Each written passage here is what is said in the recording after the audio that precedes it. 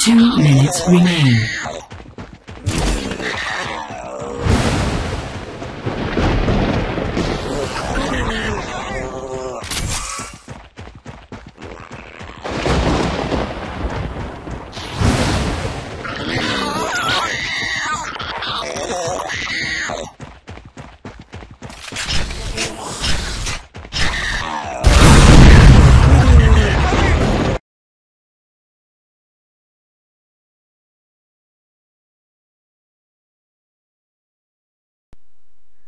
Right, so I just wanted to go over a few of the more technical aspects involved in the creation of the environment, and just a few of the things that you might not notice on the surface.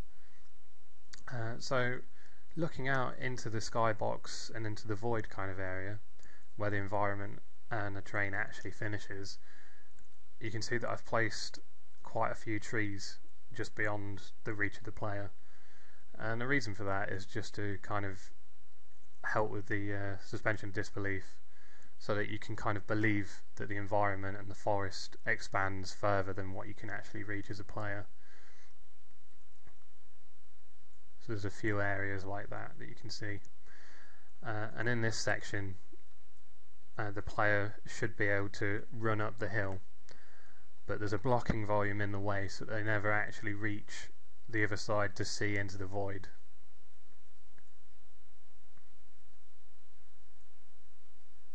So as you can see there,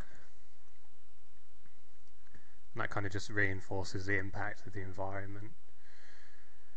Moving on to the physics assets, so for example the lights and the sign, I've created prefabs for them, so that allows easy placement, but also within the prefab each of the individual assets are attached to the asset that comes before them. So for example, the lantern is attached to the pole.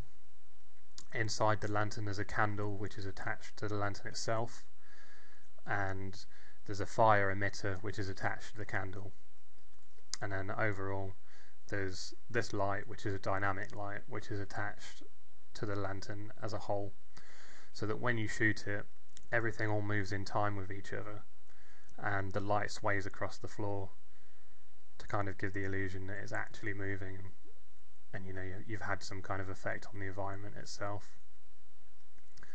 Something I've put in to help with the kind of movement of the environment, if I put it into wireframe mode, you should be able to see there's a lot of like random particles floating around, and if I put it into real-time mode you can see that very slowly there's a lot of moving particles everywhere, and that's kind of like, I've put it in to represent kind of like dust and kind of any small flies or anything that you would get around the lights, so that when you see it there is a little bit more movement there than what there was before.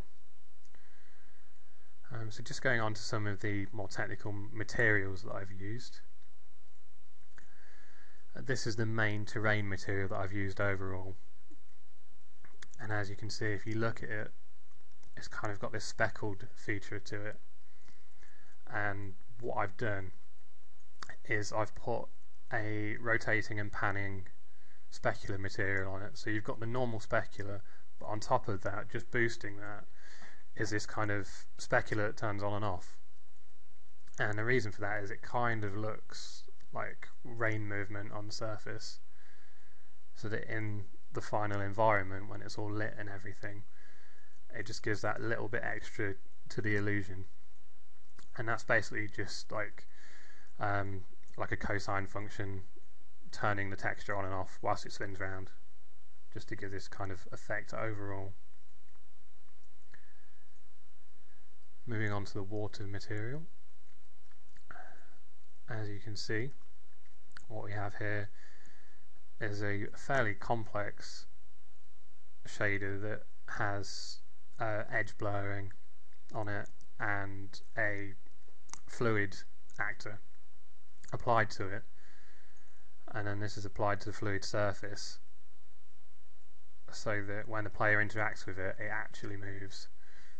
And as I said, it's got the kind of depth blending on the edges here and the panning normals, so it appears kind of like it's water moving in a slight amount of wind. So that's that material. Moving on is the fern material, which is also applied to the grass, but I'll explain a little bit more about that in a moment.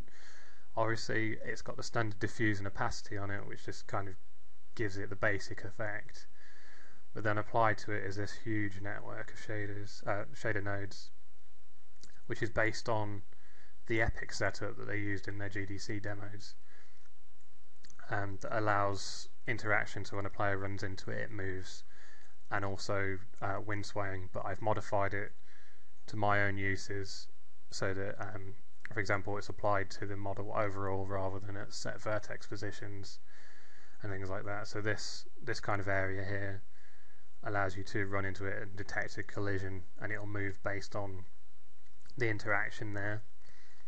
And these sections create sine waves, which are all plugged in to the final effect. What the sine waves do is give the reaction of like wind across the surface. And as I said, that is applied to the grass as well, but within the grass material instance constants it turned off, and also there's no collision with the grass at all, so you're never going to kind of run into the grass. So that helps with a bit with the efficiency of it. Moving on is the rain material that I've got. As you can see, it's just basically applied and it runs down, but if you change the shape of the object, it will run across the surface still, and that's because the rain effect applied to it, normally you'd probably run it through something like the normal channel, or maybe even from the specular, just to kind of give the illusion that it's running down. But obviously if you're applying that across the whole scene, it's only going to work with certain UV sets. So what this does is it creates the effect in the diffuse channel, so it kind of ignores any UVs you've got, and it'll just flow down the surface of the model. And that's a material instance constant again, so that's instance across all of the assets that use it in the scene. So it's fairly efficient in that respect. Moving on again, this is the material that's on the leaves of the trees, and this is a much simpler version of the material that's applied to the ferns, and basically it's just a really slow sine wave, and that takes the wind direction and speed and just gives the effect of the wind rustling through the trees again in a similar fashion to how it does on the ferns and the grass. So if you turn that on, as you can see, you get the kind of sine wave movement across, but it's not so noticeable when you're playing and you're running through the environment. And the same kind of effect on the grass there. So that's the basic materials, the technical materials that are used in the scene and instanced across everything. Just moving on to the main rain particle that's used in the scene. And as you can see in this, there's a constant stream of rain falling down, but any time it touches the collision environment, it'll either spawn a splash, a kind of rain like ring, or it'll spawn both at the same point. And what that actually does is it fires out small invisible particles that create the collision, and then at that point the rain circles or the splashes are made at that point where it collides, so that you get an efficient variation of the rain with the collisions there. And finally, what I just wanted to show was some of the kismet that I've used. So we've got the flashlight, which is attached to the player's hand, and it's set to update at every 0.03 of a second. It's set to update the location of it, so that it appears like the flashlight is always connected to the player's hand, and wherever they aim, the flashlight will follow. Fairly simple, just attached to active on the rain emitter, so that the rain emitter is always attached to the player's head. Moving on to the camera shake, what basically happens is anytime damage is taken, it'll play a camera animation to the vector and magnitude of what the damage was taken. It just displays a simple camera shake, so that if you get hit by a big enemy, it'll be a different variation of the camera shake to what happens if you get hit by a small goblin. Moving on to the health regen, and this is one of the timing elements that I've used.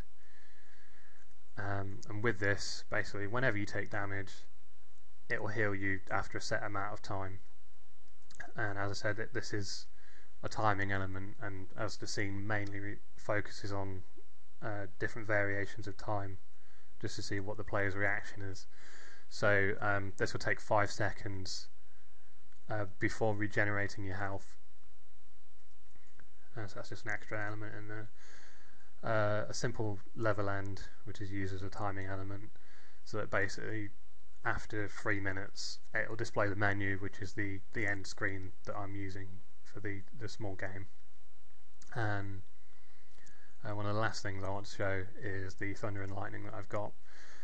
This is another timer element, as they're all set on random times, and what basically happens is it'll set off either a thunder sound to a different time period as what the lightning will appear, and when the lightning appears, it sets off an emitter, a light, brightening up the actual sky itself, and it'll set those off at a different rate to each other. And the last thing is just using standard dungeon defense to make wave skipping. So you get basically what's a horde mode, and I've set this to my own time values and everything like that, so that that's its own timing element as well. And I think those are probably the most technical aspects that I've used in the environment as a whole, and just something that I wanted to show, just so you know the kind of the effort that's gone into the environment itself. Alright, thanks for watching.